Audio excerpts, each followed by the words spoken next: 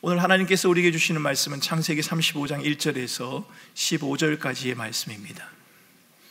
창세기 35장 1절에서 15절까지 말씀을 한 절씩 돌아가며 교독하겠습니다.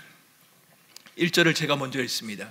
하나님이 야곱에게 이르시되 일어나 베델로 올라가서 거기 거주하며 내가 내 형 에서의 낯을 피하여 도망하던 때에 내게 나타났던 하나님께 거기서 제단을 쌓으라 하신지라.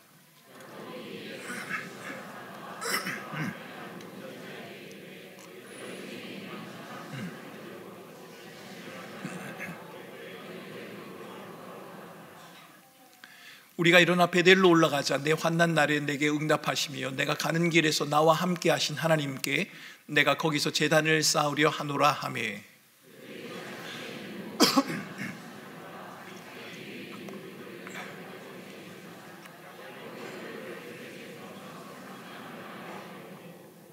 그들이 떠났으나 하나님이 그 사면 고울들로 크게 두려워하게 하셨으므로 야곱의 아들들을 추격하는 자가 없었더라.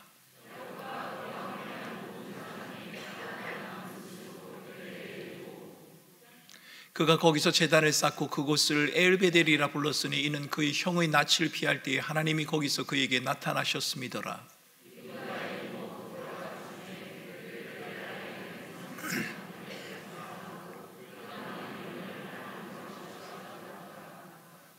야곱이 밧단 아람에서 돌아오며 하나님이 다시 야곱에게 나타나사 그에게 복을 주시고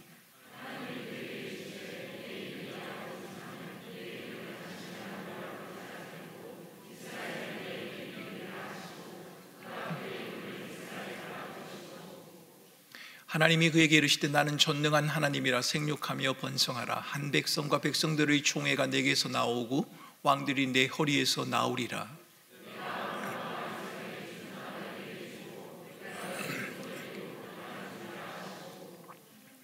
하나님이 그와 말씀하시던 곳에서 그를 떠나 올라가시는지라.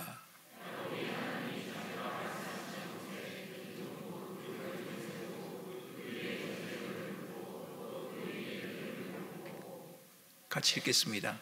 하나님이 자기와 말씀하시던 곳의 이름을 베델이라 불렀더라. 아멘. 어느 날 한 성도가 제게 와서 이렇게 물었습니다. 목사님, 사람이 정말 변할 수 있을까요? 그 질문 속에는 깊은 고민이 담겨 있었습니다. 수십 년간 신앙생활을 해왔지만 여전히 같은 문제와 씨름하는 자신을 바라보면서 그 사람이 던진 질문이기 때문입니다. 여러분은 변화에 대해서 어떻게 생각하십니까? 어떤 분들은 변화가 주는 설렘, 가능성을 좋아하는 분도 계시고 또 어떤 분들은 안정과 익숙함을 선호하기 때문에 변화를 별로 즐기지 않는 분도 계실 겁니다. 변화를 간절히 원하지만 좀처럼 변하지 않는 자신과 상황 때문에 좌절하는 분들도 계실 것 같습니다. 제가 아는 분들 중에는 저를 보고 목사님, 예나 지금이나 달라진 게 없네요. 세월이 흘러도 목사님은 변한 게 없어요 라고 말씀하시는 분들이 가끔 있습니다. 여러분, 저는 그 말이 거짓말이라는 것을 잘 압니다. 왜냐하면 제겐 너무 많은 것이 변했기 때문입니다. 물론 변하지 않은 것도 있습니다. 예나 지금이나 탁월한 외모는 변하지 않는 것이 사실이기 때문에 감사합니다. 예, 저런 분이 있어서 설교할 맛이 나는 겁니다. 여러분, 외모에 대한 과분한 칭찬에 감사는 드립니다만 사실 저는 많은 변화가 있었습니다. 우리 모두는 세월의 흐름 속에서 크고 작은 변화를 맞이합니다. 삶에서 겪는 변화 피할 수 없을 겁니다. 변화를 마주할 때 사람들은 다양한 반응을 보입니다. 지금 이대로가 좋은데 왜 바꾸려고 하나? 이런 사람도 있고, 그냥 이렇게 살면 안 되나? 왜 이렇게 꼭 변하려고 하나? 이렇게 말씀하시는 분도 있습니다. 변화를 피하고 싶어 하는 거죠. 물론 변화를 즐기는 분들도 계십니다.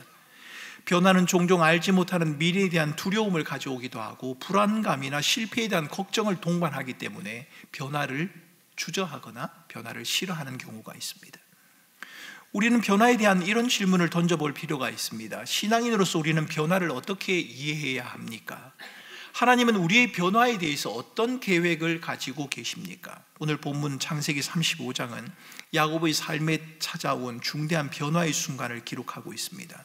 1절을 보면 하나님께서 야곱에게 베델로 올라가라 라고 그렇게 말씀하십니다. 거기에 거주하면서 내 형 에서의 낯을 피하여 도망했던 때, 그때 내가 너에게 나타났던 것처럼 하나님 앞에 제단을 쌓으라 라고 말씀을 하셨습니다. 여러분, 이 말씀을 이해하기 위해서는 야곱의 상황이 어떠했는지를 좀 살펴볼 필요가 있습니다. 야곱이 베델에서 하나님을 만나고 무려 30년이 지났습니다. 도망자였던 야곱은 외삼촌 라반의 집에서 20여 년 동안 세월을 보냈고 그 후 세겜이라고 하는 곳에서 10여 년 동안을 살았습니다. 여러분, 그 사이 야곱은 나이가 들었고 30년 전 베델에서 만났던 하나님, 그 하나님에 대한 감사와 감격, 여러분, 점점 마음 가운데서 잊혀지고 있었습니다. 여러분, 30년 정도라면, 세월이 그 정도가 흐르면 우리의 모든 것이 변하지 않겠습니까? 세겜은 어떤 곳입니까? 세겜은 세속적인 도시입니다. 그곳에서 야곱의 딸 디나가 세겜 사람에게 겁탈을 당하는 비극적인 사건이 있었습니다. 더 비극적인 것은 이에 분노한 이 야곱의 아들들이 세겜 사람들을 속여서 이 사람들을 학살을 한 겁니다. 다 죽여버렸습니다. 야곱은 이 일로 세겜 사람들에게 보복을 당할 것에 대한 두려움을 가지고 있었습니다. 영적으로나 정신적으로나 위기에 처해 있던 그 시기, 그때 하나님께서 야곱에게 너는 베델로 올라가라 이렇게 말하는 겁니다. 처음 하나님을 만나고 난 다음에 세월이 30년이나 지나서 30년 전에 하나님을 만났던 그 기쁨도, 그 감격도 마음 가운데서 식어져 있고, 더구나 세겜 사람들로부터 보복을 당할 것에 대한 두려움도 가지고 있는 그때에 하나님께서 야곱에게 너는 베델로 올라가라 이렇게 말씀하시는 겁니다. 그러니까 베델로 올라가라는 주님의 말씀은 단순한 지리적인 이동을 의미하는 게 아닙니다. 세겜에서 베델로 가라라고 하는 위치를 가르치고 있는 것이 아니라 과거의 실패, 하나님과의 만남이 공존하는 그 자리로 너는 나아가라라고 하는 영적인 귀환의 초대장이고 명령을 지금 주님은 내리고 계신 겁니다. 하나님이 야곱에게 말씀하시는 것을 이렇게 바꾸어 볼 수 있습니다. 야곱아, 베델로 올라가거라. 내가 내게 예배했던 그 자리, 내가 너를 만나 주었던 그 자리로 다시 올라가 나를 찾으라. 지금처럼 두려움과 흔들림에 머물러 있지 말고 무언가에 도망치듯이 쫓기면서 살지 말고 더는 근심과 불안 속에 멈춰 있지 말고 하나님이 너를 만나준 그 자리, 하나님을 예배했던 그 자리로 나가 새로운 변화의 삶을 살아가자라고 말하고 있는 것입니다. 하나님의 이 초대에 야곱은 어떤 반응을 보였을까요? 2절에서 4절을 읽어보면 야곱은 가족들에게 이방 신상을 버리라고 말합니다. 자신을 정결하게 합니다. 그리고 의복을, 옷을 바꾸어 입으라 라고 선언을 합니다. 얼핏 보기에는 별것 아닌 것 같은 변화입니다만 이것은 단순한 외적인 변화를 넘어서서 내적인 변화의 시작을 의미하고 있습니다. 이방 신상, 여러분, 이것은 새겨진 단순한 우상을 말하는 것이 아닙니다. 야곱과 그의 가족이 그동안 의지해 왔던 것입니다. 그들의 삶에 안정감을 가져다 줄 것이라고 생각했던 그것을 포기하는 겁니다. 야곱과 그의 가족들이 살아왔던 삶의 방식과 가치관을 내려놓겠다는 겁니다. 의복을 바꾸어 입는 것, 이것은 새로운 정체성을 의미합니다. 야곱은 그의 가족들에게 삶의 방향을 완전히 바꾸어 놓자고, 지금까지 살아왔던 우리의 삶의 방식과는 다른 삶의 방식을 살아가자라고 말하고 있는 것입니다. 야곱의 변화는 우리에게 중요한 교훈을 줍니다. 성도들 가운데 하나님과의 관계에는 별 관심 없이 변화를 위해서만 열심을 내는 경우를 볼 때가 있습니다. 그것이 성격이든, 그것이 삶의 태도이든, 삶의 방식이든, 사람과의 관계이든, 아니면 주변의 환경이든 무언가를 변하려고 열심히 애를 쓰는데 막상 가만히 그 사람을 들여다보면 그 사람은 하나님과의 관계에 대해서는 별로 관심이 없습니다. 그러나 오늘 이야기는 변화가 하나님과의 관계의 회복에서 시작된다는 것을 우리에게 말해주고 있습니다. 그분의 뜻을 따르는 삶으로 이어져야 한다는 것, 그것이 바로 진정한 변화다라는 사실을 주님은 우리에게 말씀하십니다. 여러분, 진정한 변화가 무엇입니까? 진정한 변화는 하나님의 뜻에 맞는 삶을 살아가는 겁니다. 단순히 외적 환경이 변하는 것이 아니라 내적으로 하나님을 향한 마음과 가치관이 새롭게 되는 것, 여러분, 이것이 진정한 변화입니다. 겉모습만 변한다고 변화가 아닙니다. 우리의 내면이 바뀌는 것입니다. 생각이 바뀌고 살아가는 방식이 바뀌는 것, 이것이 진정한 변화입니다. 그러니 변화를 원하는 사람의 마음에는 하나님의 원하심에 머물고 싶은 갈망이 있어야 합니다. 여러분, 변하기를 원하십니까? 여러분의 삶이 변하기를 원하십니까? 여러분이 같이 함께 살고 있는 누군가가 변화가 되기를 원하십니까? 묻고 싶습니다. 그렇게 갈망하는 여러분의 마음속에 하나님의 원하심대로 살고 싶은 원하심이 있습니까? 그 사람만 변하면 되는 겁니까? 그 환경만 변하면 되는 겁니까? 내 마음은 하나님의 원하심에 머물지 않아도 괜찮은 것입니까? 성경은 아니라고 말합니다. 진정한 변화는 우리의 마음이 하나님의 원하심에 머무르는 것에서 비롯된다고 말합니다. 야곱의 변화는 계속됩니다. 10절을 보면 하나님께서는 야곱을 더 이상 속이는 자의 뜻을 가진 야곱이라고 부르지 않습니다. 하나님과 겨루어 이긴 자라는 뜻의 이스라엘로 부르겠다라고 말씀하십니다. 야곱이 이스라엘이 된 것입니다. 이 이름은 야곱이 하나님과 겨루어서 이길 정도로 강하고 끈질겼다는 것을 우리에게 가르치는 것이 아닙니다. 야곱이 특별한 힘이 있어서 하나님을 꺾고 이길 수 있는 강함이 있다는 것을 우리에게 말하는 것이 아니라, 야곱에게는 하나님이 아니면 아무것도 아니라는 고백이 있었다는 겁니다. 하나님만이 내 인생의 답이 됩니다 라고 하는 그 절규와 고백, 여러분, 그것이 바로 하나님과 겨루어 이긴 자라고 하는 뜻입니다. 여러분에게는 하나님이 전부가 맞습니까? 하나님 이외에는 나는 다른 것이 없어서 하나님 그분만이 내 인생의 열쇠가 되고 내 삶의 답이 된다는 그 고백이 우리에게 있느냐 하는 겁니다. 여러분, 이것이 바로 변화의 출발입니다. 야곱의 삶의 방식과 가치관, 그가 의지했던 하나님을 향한 내면의 자세와 태도 모두 다 변했습니다. 오늘 본문을 보면 말입니다. 오늘 본문의 내용만을 보면 사람이 변화가 되는 것은 별로 어렵지 않는 것 같다, 우리는 이렇게 생각할 수 있습니다.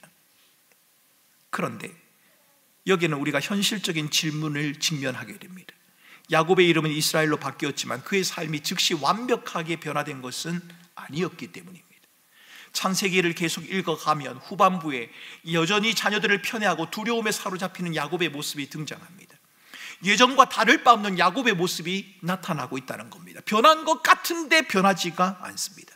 변했는데 아무것도 변하지 않는 것 같은 야곱의 모습, 여러분, 이 모습 우리와 비슷하지 않습니까? 여러분, 혹시 여러분이 변했다고 생각하십니까? 그렇다면 여러분과 같이 사는 분에게 한번 물어보시기 바랍니다. 여러분은 변했다고 크게 말하지만 여러분과 같이 사는 사람은 동의하지 않을 겁니다. 똑같다고, 심했으면 심했지 변한 거 하나도 없다고 아마 그렇게 말할 겁니다. 여러분, 야곱이 그랬습니다. 분명히 변한 것 같습니다. 그런데 변한 것 같지 않습니다. 여러분은 자신의 모습이 잘 변하지 않아서 답답함을 느낀 적이 없으십니까? 나는 왜 이렇게 항상 동일한 같은 실수를 반복하는가? 여러분, 자신의 죄책감을, 스스로 부끄러운 그런 마음을 가진 적은 없으십니까? 이 습관을 끊지 못하는지, 왜 이 습관을 끊지 못하는지, 하나님을 믿은 지가 이렇게 오래됐는데 왜 나는 여전히 이 부분에서 자라가지 못하고 있는지, 이런 질문들이 우리를 괴롭힐 때가 있지 않습니까? 개인의 내면적인 변화뿐만 아니라 우리를 둘러싼 환경과 상황의 변화도 종종 더디다고 느껴집니다. 저희 교회 한 자매님이 제게 이렇게 고백했습니다. 목사님, 저는 남편과의 관계가 나아지기를 10년이 넘게 기도하고 있습니다. 그런데 아무리 기도해도 노력해도 남편이 변하지 않습니다. 또 다른 성도님은 직장에서의 부당한 대우와 동료들과의 갈등의 문제를 두고 오랫동안 고통을 받아왔습니다. 그분이 이렇게 말했습니다. 매일 아침 출근길에 하나님께 상황이 바뀌기를 기도합니다. 해가 바뀌어도 그런데 상황은 그대로입니다. 이대로 포기해야 하는 건가요? 아니면 제가 이직을 해야 하는 건가요? 모든 것이 변했다는, 이제 새로운 것이 되었다는 말씀 앞에서 우리는 희망을 갖다가도 좀처럼 변하지 않는 자신의 모습, 좀처럼 변하지 않는 상황, 힘든 현실 앞에서 변화에 대한 희망, 여러분, 그것은 우리 마음 가운데서 점점 사라져가는 것이 우리의 현실의 모습이 아닌가 싶습니다. 그런데 이런 절망적인 상황 앞에서 야곱의 이야기는 우리에게 중요한 메시지를 던져줍니다.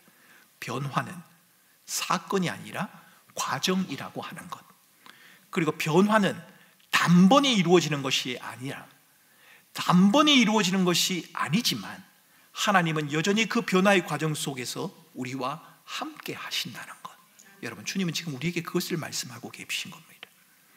우리는 이것을 신학적으로 이미와 아직의 긴장이라고 그렇게 표현합니다. 우리는 이미 그리스도 안에서 새로운 피조물이 되었습니다. 우리의 법적 영적 지위가 변화되었고 저와 여러분들은 이미 하나님의 자녀가 되었습니다. 하지만 이 변화의 완성은 아직 이루어지지 않았습니다. 빌립보서 1장 6절의 말씀처럼 우리 안에서 착한 일을 시작하신 그리스도, 그분께서 그리스도 예수의 날까지 이루어 가신다라고 말합니다. 여전히 진행형이란 말입니다. 변화는 때로 고통을 동반할 수 있습니다.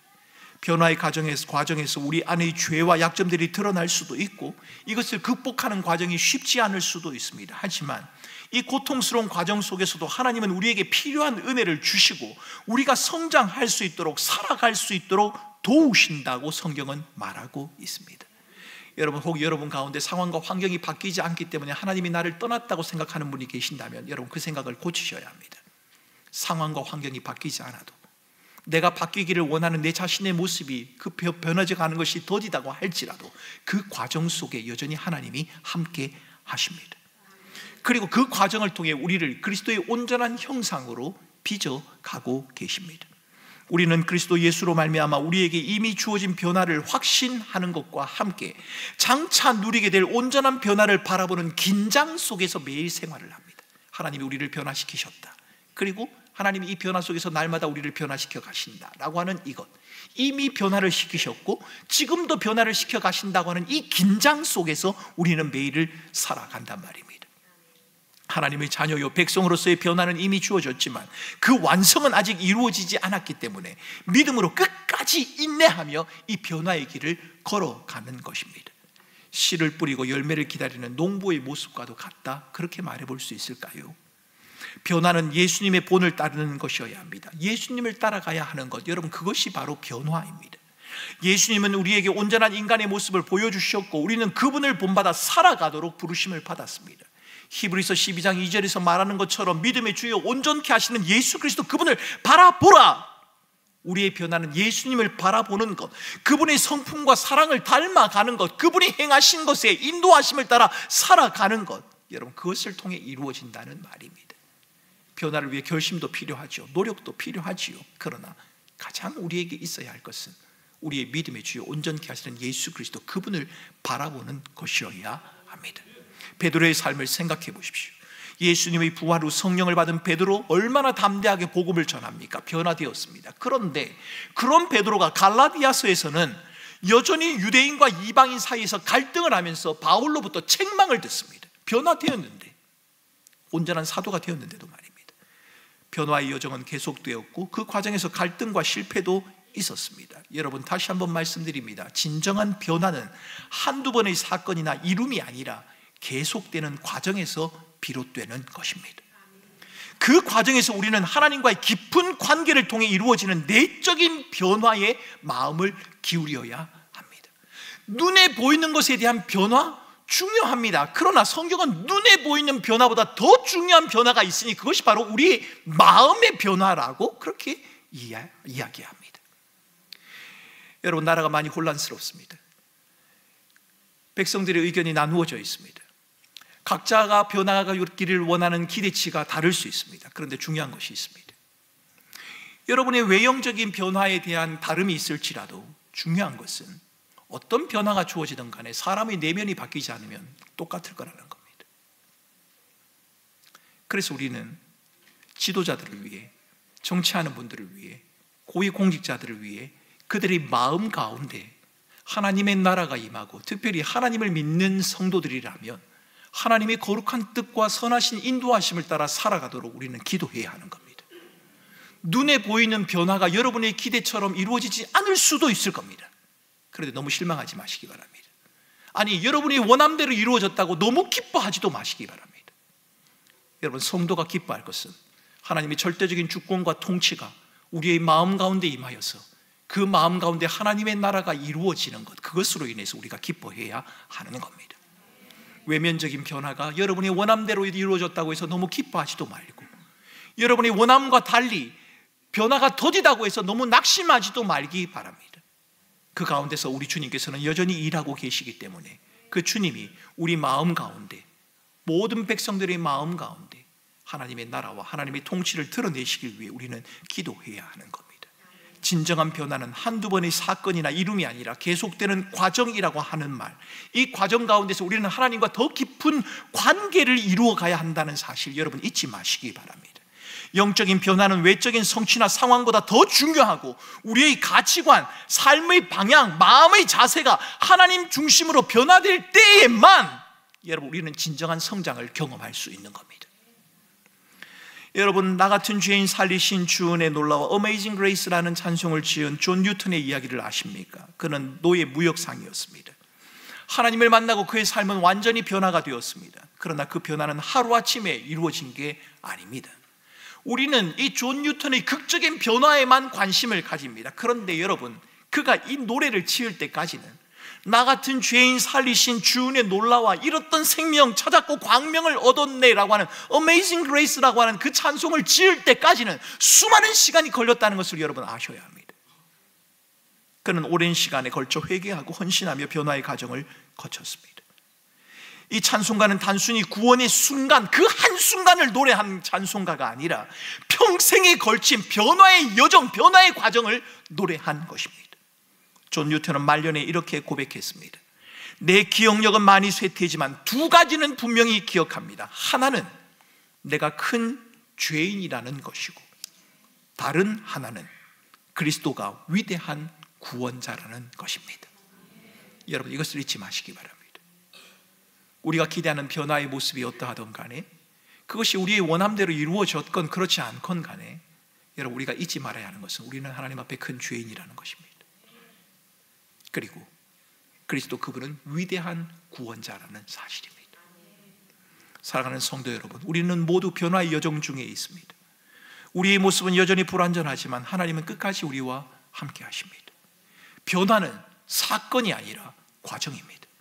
때로는 더디고 때로는 고통스러울 수 있습니다. 그러나 우리가 그 과정을 신실하게 살아낼 때 하나님은 우리를 통해 영광을 받으시는 겁니다. 우리는 변화된 결과를 통해 하나님을 영광스럽게 한다고 생각하지만, 하나님은 변화된 어떤 결과를 두고 기뻐하시는 경우도 있지만, 그것보다 그 과정을 통과해 나가는 성도들의 모습을 통해 기뻐하신다는 겁니다. 기대하는 모습대로 변화된 그 모습으로 기뻐하는 성도들의 모습을 보면서도 주님은 기뻐하실 때도 있겠지만, 아무런 변화도 없이 철저히 자신의 기대가 무너져버린 상태에서 그저 호흡만 내쉬기에도 벅찰 정도로 힘든 삶을 살아가는 그 성도들을 바라보면서도 내가 걷고 있는 그 길이 믿음의 길이요, 내가 기뻐하는 길이라고 주님은 말씀하신단 말입니다. 그렇게 여러분, 변화에 주목하기보다 우리의 마음 가운데 임하시는 하나님의 은혜에 먼저 주목하시기 바랍니다. 변화는 하나님께서 우리에게 주시는 소중한 선물입니다. 이 변화를 통해 우리의 삶은 더 풍성하고 의미 있게 되어집니다. 하나님은 우리가 더 나은 사람으로, 그분의 형상을 닮은 모습으로 변화되기를 원하십니다. 고린도전서 13장 12절에 이렇게 말하지 않습니까? 지금은 거울로 보는 것처럼 희미하다. 그러나 그날이 되면 얼굴과 얼굴을 대하는 것처럼 명확하게, 분명하게 볼 날이 있을 것이다. 여러분, 이 땅에서 우리가 경험하는 모든 변화, 희미하고 불완전한 것입니다. 여러분, 우리의 눈앞에 펼쳐지는 변화, 그것으로 인하여 너무 일희일비하지 마시기 바랍니다. 왜요? 그것은 완전한 변화가 아니기 때문입니다. 그 변화는 여전히 희미하고 여전히 불완전합니다. 그러나 주님이 오시는 그날 우리는 완전히 변화될 것입니다. 지금 보이는 우리의 모습이 최종 모습이 아니라는 사실, 하나님께서 우리를 그리스도의 형상으로 완전히 온전히 변화시킬 것이라는 그 소망을 붙들고 믿음으로 살아가는 삶, 그것을 두고 성경은 변화라고 말하는 겁니다. 오늘은 학습과 입교 세례를 베푸는 날입니다. 세례는 여러분의 신앙 여정에 있어서 중요한 이정표이지만 결코 끝은 아닙니다. 세례를 받았으니, 꿈꾸는 교회의 교인이 되었으니 이제는 됐다, 그게 아닙니다. 오히려 이것은 시작입니다. 야곱이 베델에서 새로운 이름과 정체성을 얻었듯이 여러분도 오늘 그리스도 안에서 새로운 피조물이라고 하는 정체성을 공식적으로 얻게 된 것입니다. 이제부터 여러분은 변화의 여정을 걷게 될 것입니다. 때로는 야곱처럼 옛 모습으로 돌아가려는 유혹을 느낄 수도 있고, 변화가 더디게 느껴져서 좌절할 때도 있을 겁니다. 그러나 여러분 기억하십시오. 하나님은 저와 여러분 안에 이미 변화의 씨앗을 심어주셨습니다. 그리고 그 씨앗이 자라나 열매 맺을 때까지 우리 주님께서 친히 신실하게 돌보신다고 말씀하십니다. 여러분, 나도 나지만 상대가 좀처럼 변하지 않아 힘들다, 이렇게 말씀하시는 분도 있을 것 같습니다. 그 사람만 변하면 모든 게 나아질 것이라는 여러분의 마음 충분히 이해할 수 있습니다. 얼마나 힘드셨겠습니까? 누구 때문인지 모르겠습니다만, 그 사람 때문에, 환경 때문에 낙심되어서 아무것도 못할 것 같다는 여러분의 마음 조금은 헤아릴 수 있을 것 같습니다. 아무리 애를 써도 쉽게 변하지 않는 현실을 보면서 답답한 마음을 느끼고 계신 분, 그런 분도 계시지 않겠습니까? 어떻게 하면 변할 수 있을지를 고민하며 애를 쓰는데도 좀처럼 변하지 않는 자신의 모습 때문에 스스로 실망하고 고민하는 그런 분들도 계시지 않겠습니까? 너무 변화가 없어서 변화를 위한 기대와 시도조차 멈추어 버리고 싶다, 아무것도 기대하고 싶지 않다, 이런 분들도 계시지 않을까 싶습니다. 그런 분들에게 이렇게 말씀드리고 싶습니다. 주님이 어떤 일을 어떻게 하실런지 저는 잘 알지 못하지만, 세상이 변하지 않아서, 내가 달라지지 않아서 답답하기도 하지만, 여러분, 우리 주님의 은혜는, 우리를 새롭게 하시는 주님의 은혜는 결코 멈추지 않습니다. 여러분, 그게 성경이 말하는 바 아닙니까? 변화는 하나님의 나라가 임할 때 반드시 올 것입니다.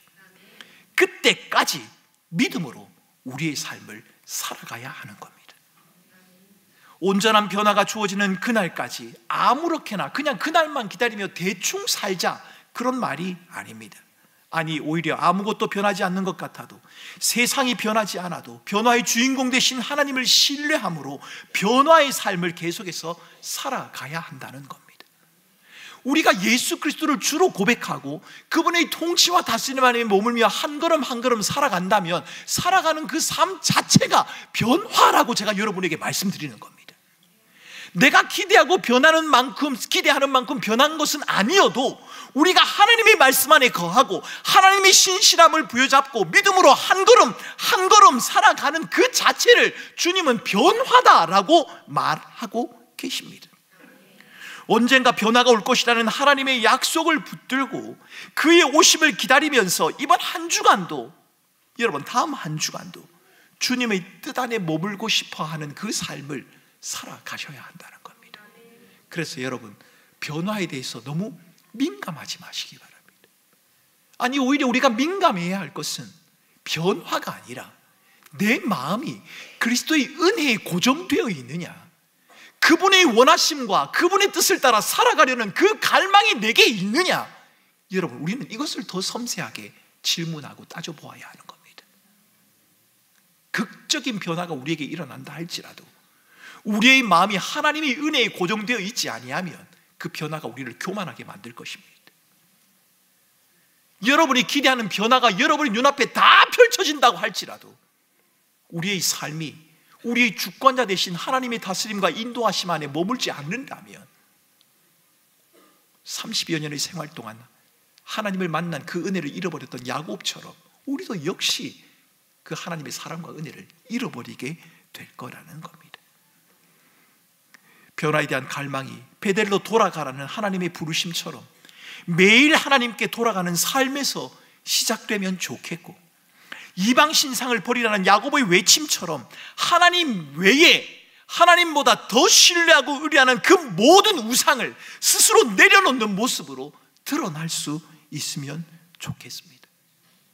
나는 도무지 변할 수 없겠다고 쉽게 변하지 않는 자신을 너무 합리화하지도 말고, 변하지 않는 세상 때문이라고, 누구 때문이라고 너무 정죄하거나 낙심하지도 말고, 변화의 주체 되신 하나님, 우리를 죄의 종에서 하나님의 자녀로 불러주신, 놀라운 변화를 주신 그 하나님, 우리를 고아처럼 버려두지 아니하시고 진리의 성령으로 우리를 인도하시겠다고 약속하신 그 하나님, 우리를 사랑하셔서 십자가에 죽어주심으로 우리에 대한 사랑을 확증해 주신 그 예수 그리스도, 그분의 은혜에 우리의 마음을 고정하면서 하나님의 백성으로서의 삶을 여전히 살아가잔 말입니다.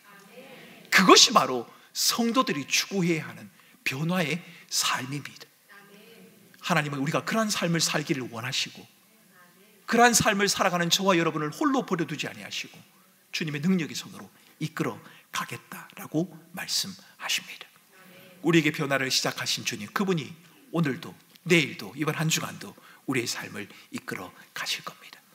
힘든 여러분의 상황이 변화되기를 기대하는 마음 나쁘지 않습니다. 그런데 그 기대가 살아계신 하나님의 은혜를 묵상하고 하나님의 통치와 다스림 안에 머무르는 것보다 앞서가지 않도록 주의하시기 바랍니다. 내게 베푼 사랑을 기억하고 변화를 시작하신 하나님의 도우심을 따라 이번 한 주간도 믿음으로 살아가는 우리 사랑하는 주의 백성들이 될 수 있기를 주님의 이름으로 축원합니다. 여러분, 우리 삶의 궁극적인 목표는 변화가 아니라 변화를 주시는 주님과 함께 합니다. 여러분, 이 말만 기억하시면 좋겠습니다. 여러분, 이번 한 주간도 여러분을 힘들게 하는 상황, 힘들게 하는 사람, 아니 힘들게 하는 여러분 자신이 잘 변하지 않아서 너무 속상하고 힘들고 어려운 한 주간을 맞이할 수도 있을 겁니다. 변하지 않으면 죽을 것 같고, 이게 변하지 않으면 내 삶이 망가질 것 같고, 이게 변하지 않으면 나라가 망할 것 같고, 이게 변하지 않으면 내 사회와 내가 살아가는 사회와 환경이 전혀 행복할 수 없을 것 같은 그런 생각 우리에게 찾아올 수 있을 겁니다. 그런데 여러분, 우리가 할 수 있는 변화에는 한계가 있고, 우리 삶의 궁극적인 목표는 변화가 아니라 변화를 주시는 주님과 함께 하는 것입니다. 주의 말씀과 통치 안에 거하는 그 삶 속에 변화라고 하는 열매가 맺혀지게 된다는 말입니다. 이 한 가지를 위해서 기도하겠습니다. 하나님, 이번 한 주간 동안 내가 주님과 함께하는 삶을 살겠습니다. 때로는 내가 원하는 대로 변화가 일어나기도 하고, 때로는 내가 기대했던 변화가 무너지기도 할 텐데, 하나님, 내가 그것에 너무 민감하지 않도록 도와주십시오. 변화가 일어나던 그렇지 않던 여전히 함께 하시는 주님만을 의지하고 신뢰하고 붙들고 주의 말씀에 순종하는 삶을 내가 살아갈 수 있도록 인도하여 주시옵소서. 이 한 가지를 위해서 함께 기도하겠습니다. 함께 기도합니다. 존귀하신 하나님 아버지, 우리에게 하나님의 자녀가 되는 놀라운 은혜를 주신 것을 주님 감사합니다. 하나님 아버지, 우리의 삶 가운데 우리를 힘들게 하는 상황과 환경과 여건이 너무